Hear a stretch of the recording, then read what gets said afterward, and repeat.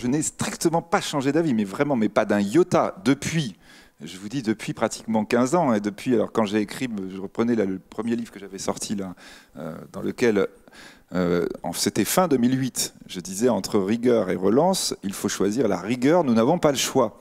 Je crois que c'est encore plus clair que ça. Ce n'est pas qu'il faut rembourser la dette, c'est qu'il faut détruire de la dette. Alors, détruire une partie de cette dette, c'est ce qui s'est passé au début de la crise. C'est simple, ça veut dire effectivement que tout d'un coup, la valeur, par exemple, de l'immobilier s'effondre. Quand la valeur de l'immobilier s'effondre, vous avez ce qu'on disait, la garantie. On ne fonctionnait que sur la notion de garantie. La garantie disparaît, et bien tout d'un coup, on a effectivement plus de dette, ou la dette est perdue. Quand je dis, vous voyez, quand on dit rembourser, la destruction, c'est pas forcément du remboursement. Hein, c'est pas forcément du remboursement, ou alors c'est un remboursement d'un seul coup.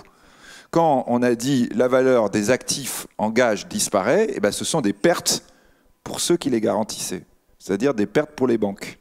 Le problème, c'est que quand on a fait ça, ça a très bien marché au début, hein, 2007-2008, ça je peux vous assurer que les pertes, on les a vues arriver. Le problème, c'est que là, vous entrez dans une spirale que vous n'arrivez plus à maîtriser. Vraiment, l'avion part en vrille. Pourquoi il part en vrille? Parce que vous détruisez de la dette à l'endroit qui est le plus sensible dans l'économie, qui est la banque, qui est le système bancaire. La banque est le cœur de l'économie, le cœur au sens propre.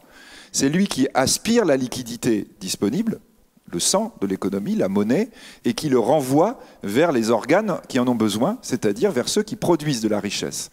Lorsque vous avez le cœur tout d'un coup qui est attaqué, c'est-à-dire le cœur qui a un problème, qui a des pertes telles qu'il ne peut pas le supporter, eh bien il va disparaître, il risque effectivement de faire faillite, et auquel cas c'est tout le système économique qui s'effondre. On s'est dit, non mais là, la destruction de la dette, elle devient épouvantable.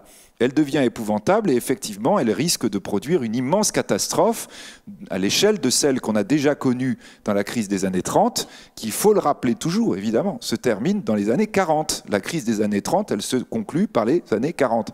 Alors mon livre précédent, je ne voulais pas doucher l'ambiance dès le début, il s'appelait « Le monde s'en va en guerre », parce que, oui, il ne sait quand on reviendra, le monde s'en va en guerre, c'était pas que je constatais, c'était pas que je souhaitais, mais c'est que je voulais dire sans cesse qu'il y avait ce danger-là. Il y avait ce danger-là. Et plus que jamais, je pense qu'il faut le répéter sans cesse. L'enjeu n'est pas un strict enjeu économique, c'est un enjeu politique.